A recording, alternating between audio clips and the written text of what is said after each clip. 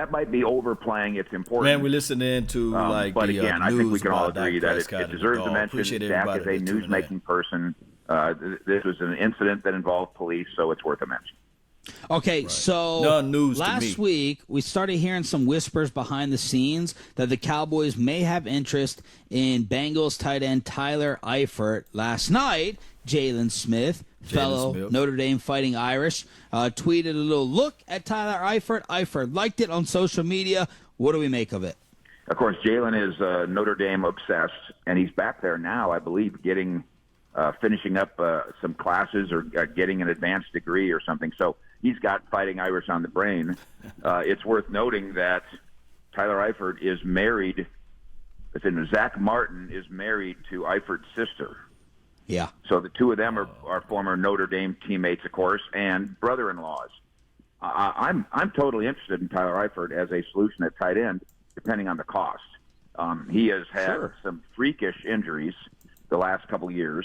He's played just 6 games in the last 2 years, 14 games in the last 3. And then last year just completely shattered his ankle. Now, there's video of him looking like he's recovered and rehabbed and fine. He says that these injuries are freaky. Not much you can do about it when your ankle gets shattered. But, Sean, the question is how much? Last year he did his 1-year deal with Cincinnati, I believe, and basically made $5 million, got a $3 million signing bonus. Do I have to guarantee him $3 million? Is that the going rate for a guy who surely is going to sign a prove-it deal with somebody? I'm interested in Tyler Eifert, but I'm interested in seeing how cheap I can get him. Like if it was $3 million last year, then you factor this injury in. I mean, you cut that by 30% at least, right? I mean, if it was $1.5 million guaranteed or $2 million guaranteed, how's that change it for you? He's going to sit down and argue with whatever team signs him that don't forget about me back in 2015? We had 2015. 15 touchdown catches or whatever it was. And that's a good argument. The team's argument back going to be, my argument would be, how about if we give you a roster bonus? Once you make the team, once you get through training camp, now we'll pay you something. But I don't know if I want to guarantee you $3 million and set you up to make $5.5 million, not knowing exactly what you are anymore. How much did they fall in like with Blake Jarwin at the end of the season? Not enough to prevent us from having these discussions. Same thing when it comes to the draft. Not enough to that where tight end isn't something they continue to look at. Jeff Swaim is free and probably gone. I think I know that people hate to let go of this dream, but I think the coaching staff has let go of the Rico Gathers dream. So now you've got 2 tight ends that you're willing to put in a game. Now, you did just draft one last year, but I think you are in the market for another one. And if the market allows you to get one who's affordable, who is a proven red zone weapon when healthy, then I think that becomes a strong candidate. Mike Fisher, buyersafety.com hotline, your Cowboys and Mavericks insider on 105.3 The Fan. What is your guy David Irving doing again on social media last night? You can't tell someone they're embarrassed. If they don't feel embarrassed, it's not my problem. This isn't your life. Go take advantage of your own opportunities. There's no shame in my game. I failed a drug test because I smoke weed. No one forced me to smoke. I'm very accountable for my actions. I'm also very opinionated. You have the right to comment. I also have the right to say F off. I'm in the NFL because I'm great at what I do, not because I'm an Eagle Scout or the perfect model citizen. This is God's plan, not mine. David Irving again. David Irving is my guy. And it's why I feel obliged to call him and left a message to try to explain to him, son, in 13 days, you're not going to be in the NFL anymore. Don't you understand that? He's a Cowboy for 13 more days. And then the new league year begins, and he's not a Cowboy anymore. And I don't know if he's delusional or if he's trying to kid other people or if he's truly ignorant about what's going to happen to him, given the fact that our story about a month ago illustrates how he missed/failed a series of drug tests in the last 2 months of the season.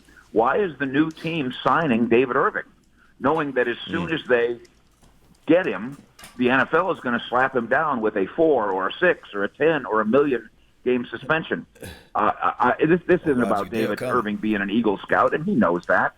But it's also not him failing a drug test. He did not fail a drug test. He has failed a series of them, time after time after time after time. And in one of his recent social media posts, he suggests that there was a Cowboy official or Cowboy employee or Cowboy coach or whatever who was against him and keeping him out of the building. And that's just not true. The only reason that somebody might have told David, hey, you might not want to show up for work today, whether that was a teammate, a friend, or an employee, is because that was pee in a cup day. Somebody was trying to do him a favor on a couple of those days when he didn't show up to work. The rest of the time, he was home with his daughter playing video games. Mike Fisher, Cowboys insider, also our Earl Thomas insider. What was the outfit his baby daughter was wearing? Okay, and again, we have to put like some cautionary asterisk by this, saying, for what it's worth. And this doesn't mean he's signing with the Cowboys, but he is in Austin, as we reported, and he's basically moved there. Yeah. And he's got the little ones in school there, and he's opened up a kind of a sporting goods apparel shop called Kickin' It. And so he did an appearance there not too long ago and appeared with his lovely family. And one of his 3 little daughters is wearing a little Cowboy jersey, a little Cowboy shirt. And, of course, Seahawks fans are just outraged. They just can't believe it. But, again, Earl Thomas, in 14 more days, he's not going to be a Seahawk anymore. In 14 more days, he will start being a something else. And this week at the Scouting Combine, it's surely one of the things that Jerry and Stephen will start to get bolted down. What are we going to do about Earl Thomas? Which we'll do after what do we do about Tank Lawrence? And I think those meetings will occur on the bus this week in Indianapolis. Where am I not seeing Choppy on this photo, the Cowboy shirt or jersey? It's the daughter's wearing it. It's covered up. You can see the point. Right there. Oh, right there. On the bottom. I'm sorry, right there on the bottom. Now, here's the thing. It's a pink.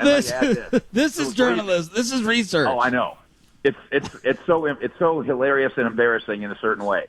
But then I did talk to people who were at the appearance who said, yeah, that really was a Cowboy shirt. Trust us. And then I wake up this morning to see what's going on in the world, and Earl Thomas is now following us. So the Earl Thomas train, all aboard, because the Cowboys are absolutely exploring ways to do this. How much, when, how do we make it work? What's the right number? How many years? They really are involved in that level of thinking. And Earl Thomas is so involved in Cowboy Nation right now that he's following Fish Sports on Twitter. Fish, real quickly, you mentioned the Cowboys T-shirt that his daughter was wearing. Have you done any investigation into the mask, the breathing mask that he was apparently wearing as well, that some investigative journalists are saying has the same type of Cowboys numbering as the Dallas Cowboys uniform does? I believe he was wearing a mask that had the number 9 on it. I don't know if you saw this. I am so obsessed with this, with just like you are, Roy, with what people wear and why they wear it. For instance, Sean Sharif's socks.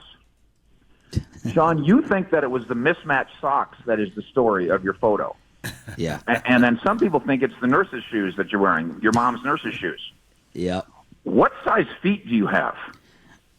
I have surprisingly 10.5 or 11 size feet. No, I don't mean when you put them both together. 10.5. Let's call it 10.5. Your feet in that photo looked like they were baby deer hooves. Wow. It's aggressive, Mike. And then Choppy is the one who noticed why did I not have TSA clearance. So, yeah, that's what I noticed. A picture's worth 1,000 words, I guess. Yeah, I'm surprised. Really, don't you get frisked in every airport?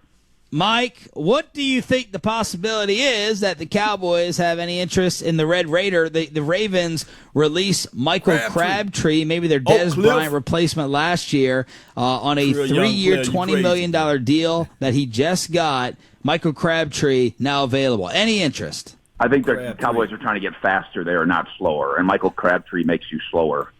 I think they're trying to find real solutions in the slot. And the Cole Beasley, Tavon Austin, draft somebody, or let's see what's going on up in Philadelphia. I think those are the kind of guys you're looking for. I think that bigger, slower guy is a little bit out of vogue. I think the guys who can get open with great ease to make things much easier on this quarterback who struggles with accuracy at times, I think that's more of a wide receiver priority.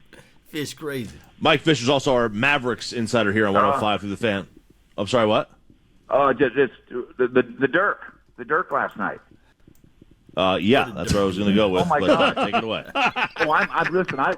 That show's off the show, off the reel this morning, man. Shout out to Mike Fisher from 105.3 The Fan, dropping all of the dimes, dropping all of the information for the nation out there.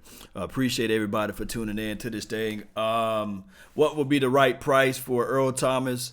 I wouldn't give him 12. I wouldn't give him 13 million. I would try to work out and finesse the number anywhere between 8 and 9 million.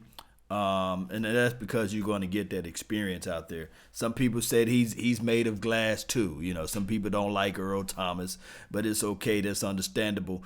And then Oak Cliff finest Crabtree. If he were to come on his team, just think of this right here. I know that Mike Fisher was talking about we don't look for the slowness, but I think Crabtree is a little bit more explosive than an Allen Hurns. He's just a little bit more explosive than an Allen Hurns. I think that, and he's a little bit more polished than an Allen Hurns. We can say that, right? I think that Allen Hurns got better hands, though, you know. But neither here nor there. I don't think that Allen Hurns is on the chopping block. I think that they're going to figure out a way to keep Allen somehow, one way or another, I think. But Dallas Cowboys for life, he agrees with me. 8 or 9 is good. I think that will be the going number, and then you can try to tell Earl, like, look, hey, there's no taxes here in Texas. You know, you're getting taxed double time over there in Washington, Seattle, Washington. Hopefully, he can come down here and he can get some of those those state taxes back or what have you, and look at things in that light. And then on top of that, once you put on that silver and blue and you get that number, and then also you're talking about, dare I say, can I say this, endorsement deals, other things that comes into the mix of playing for that Cowboys silver and blue. I'm telling you, the best color ever God created. I'm telling you that silver and blue is something nice. Far as Dak Prescott, I mean, this will be headline news opposed to what Robert Kraft is doing out there. You know, it's just how it goes when you're talking about the Dallas Cowboys. It's always something to be out there. But before I go into that, the Tyler Eifert situation, I didn't know that he was that close in as far as with Zach Martin and things like that. But my thing is, I know a lot of people saying, okay, we got Rico, we got Schultz, we got Blake Jarwin, and I love all three of their skill sets. Now, Jeff Swaim in the mix, hey, he been Mr. Glass 2.0 too. So my thing is, if you can bring in somebody with some veteran help, do it. But if you can get this guy at dirt cheap, then do it. If you can't get him at dirt cheap, then don't do it. It's simple. You don't have to spend all your resources. And one can argue this. You always need a camp body. And then there's something strange about trying to prove yourself. He got great talent. He got great talent, but he just had the worst of the worst of the worst lucks out there. And we already been dealing with that. I know a lot of people on my Instagram was talking about, hey, what's the difference between him and Sean Lee? I can tell you right now, we're not going to pay him anywhere close to what we paying Sean Lee. Somebody put in the chat box, man, how much money we are paying Sean Lee for him to sit on the sideline. I think it's about 7 to 8 to maybe 9 million that we paying Sean Lee. So, I mean, this drill right here is all for accuracy. It's all for planting your foot, explosiveness, picking your knees up, and then running through your cut. So that's something special, man. Look, he put down here, looks better than last time you saw my ankles. So, hey, to put that weight, remember, he's 255 pounds. And trust me, this will be anything to help out the Dallas Cowboys as it relates to veteran. And now, was it Frankie Frank says glass house?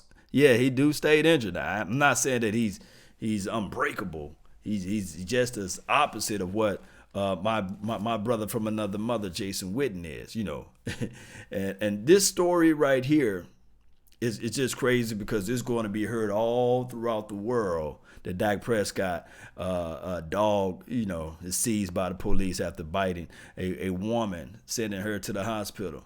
Now, from the woman, I hope the lady is okay, right? We want all the ladies to be all right out there. But you know how this world is, right?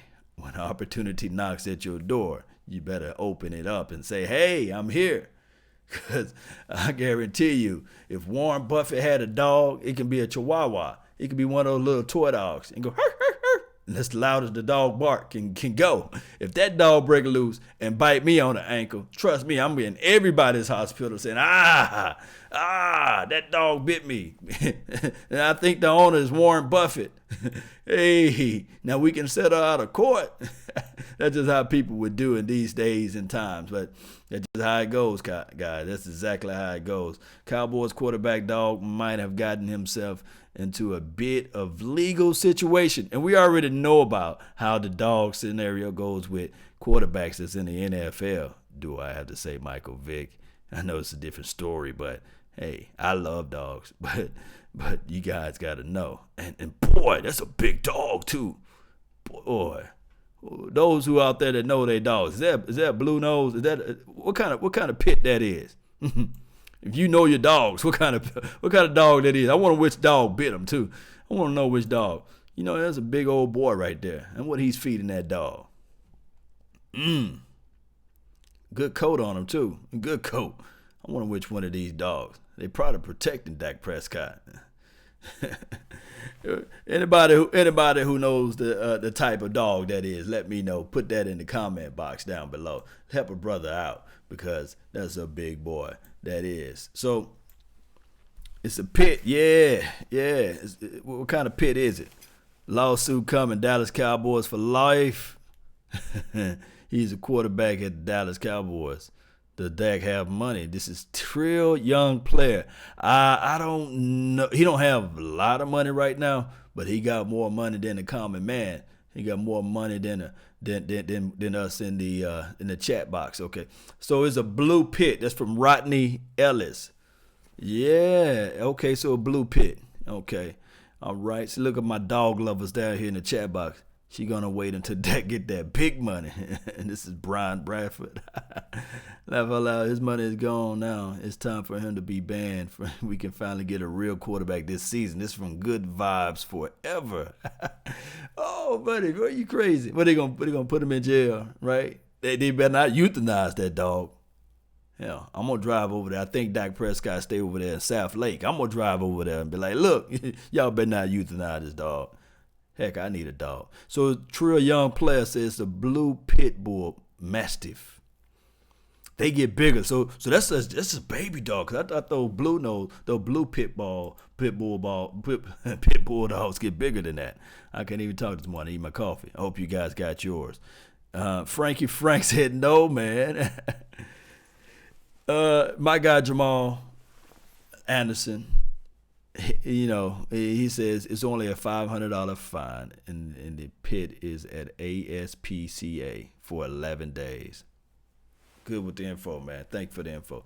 So they're going to just lock the pit up for 11 days. They paid a $500 fine, and the lady, I hope she don't press any charges. I hope she's a dog lover. I hope she understand that the dog was just probably glad to be free from the situation.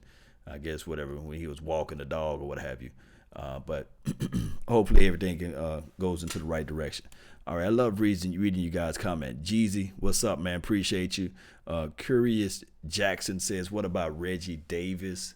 What about him? Let me see. Is there any news on Reggie Davis? Who's that? Let me see. Reggie Davis, Dallas. Who is this? Who is this we talking about? Reggie Davis, if he's anybody of any importance. All right, Dallas Cowboys just signed this guy. All right. 6 foot, 23, 170 pounds. I know some people in the chat box bigger than this guy, right? I know some of y'all are bigger than this guy that's in the chat box, okay? He's 23, still young. He wears number 18. Dallas Cowboys just signed him. I'll look up his film. I'll see what he can do out there. He is a wide receiver. A lot of these guys are yeah. Mike Marto said 170 pounds. Man, somebody give this guy a sandwich. But a lot of these guys are camp bodies. I would like for us to go back, and I think he played for the AAF. What was his name? McClay? What was his first name? I'd rather for us to go out there and grab that guy. Mikael McKay. I mean, he was a nasty guy. Dak should pay her hospital bill, and she should be a sport fan, yeah, and get her free season tickets for her favorite team. Yes, get this man something to eat. But he may be fast though. And what's scaring me? He's how tall is he again? 6 foot. So Cole Beasley is bigger than him. Cole Beasley is like 5'8", 180. So we'll see. Reggie, y'all remember not coming to America? What was that show where what was it? The Clumps? He said, "Loving you is easy 'cause you're beautiful." Do do do do. Reggie. Y'all remember that show? That's what he reminded me of. That boy David Chappelle off of that show. He said dreadlocks. That was crazy. But let me know what you guys are thinking about. I think he runs a 4-3. So if he can take the top off the defense, then that'd be something. That would be something. If he can take another professor, that's what it was. And he said, Reggie. He hit that. No, I can't hit it too early in the morning. Yes, indeed, man. Really appreciate each and every last one of you all for tuning in to the nation. Don't forget, hit that like button, share this content, let people know, a friend, neighbor, or foe, anybody that's down the street, let them know where they can hear the nation speak. Far as down the line, Tuesdays and Thursdays, I'm trying to create a what you call that, an ongoing schedule, live, like when I'm gonna have a specific time that I'm gonna go live, so I can be on routine, so everybody can catch the show.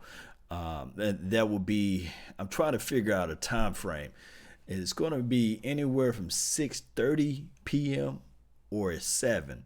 Let me know which one of those time parameters work out for you all, whether it be 6:30 p.m. or 7 p.m. They give everybody enough time to get off of work, and that way I can be a little bit more interactive with you all with a call-in number, things like that, so that everybody can have their input onto the channel. And my main goal would be if I can do that Tuesdays and Thursdays, from like 6:30 to 7:30, or from 7 to 8. My main goal is to try to prop that over and position it over to Sirius Satellite Radio, so that we can be on those platforms, so they can be like, look, Law, I remember when you had only 1,000 subscribers. Now you this guy that got over 1 million subscribers, and you guys talk about Cowboys, a syndicate radio show that's on Sirius Satellite Radio. I got some connections, but I have to have a show for an hour, 30 minutes to an hour, that's consistent with time frames, so that they can do their little crazy numbering thing. So Joseph Sandberg says 6:30. So that will be a show from 6:30 to 7:30, and I'm gonna do it for an hour. It's gonna be just like a Sirius Satellite show, no commercials, straight talk, phone ins, and all of the breaking news and those things. I found a way to get somebody to watch the little one, so now I can have a show with a specific time frame. Let me know how you guys feel about that, and I value each and every last one of you all feedback and opinions and a whole bunch of stuff, man. Help growing the nation. Speaking of sponsorships and things like that, Cowboys Experience. You guys see that logo down below. But in the description box, they also provide us access to speak with players and also speak with, I'm talking about Cowboys players and legends like the Drew Pearsons of the world. And what we do is every home game, we do like a quasi small pep rally. It's right before the game where it's a meet and greet sessions with players. And that way we can have 5 to 10 minutes speaking with the, I guess, the Michael Gallups of the world, the Joe Looneys of the world, those guys out there. We're going to ramp that up. We're going to try to move it over to the Oxnard during the off season. That's when we win anyway, right? You got to win the off season. So we're going to rev that up. We're going to do a little bit more of that. We're going to try to be out there at the draft. So this is all possible through you all that's in the chat box. So this is what we're trying to do. We're trying to grow this thing so that the Mark Holmes of the world, the Voch Lombardis and the Okoyes and the Big Game James and Silver and Blue Nations and Derek Kirby, DDP, all these guys can get together and those who have adulations and love for this team, we can all band together and do something just lights out, you know. But it's all possible through you all. Mike Mardo, appreciate you, man. Good vibes forever. Yeah, appreciate you too. So guys, if you can give me feedback on that, we hope, going back to Dak Prescott, we hope that the lady don't press charges. We hope that everything is okay. And hey, if she need help with anything, she can reach out to the Dallas Cowboys Experience, Cowboys XP. It's in the description box if she so happen to listen to the show, and we can get her in the right direction. Let me know, guys, how you guys feel about everything. That's all the time that I have for this beautiful morning. I really appreciate each and every last one of you all, and I hope you guys got your coffee. And remember, you're listening to nothing but the best. Salute. Cowboys Undisputed. I like that. They got their show already, right? On First Thing First. That's all they play is Cowboys. Yes, indeed. Poor doggo. Yeah, I feel you. Shout out to him though. Shout out to Dak. He gonna get that paper, right? Dak gonna get that paper this year, right? Y'all put down what y'all think how much Dak Prescott should get paid. And then on top of that, let's go, Cowboy Nation. Let's go. And then I want to do this too. How much should we pay for Earl Thomas? How much? Put that money down below. Let's get on out of here. Shout out to you, Snicker. 817. Let's go.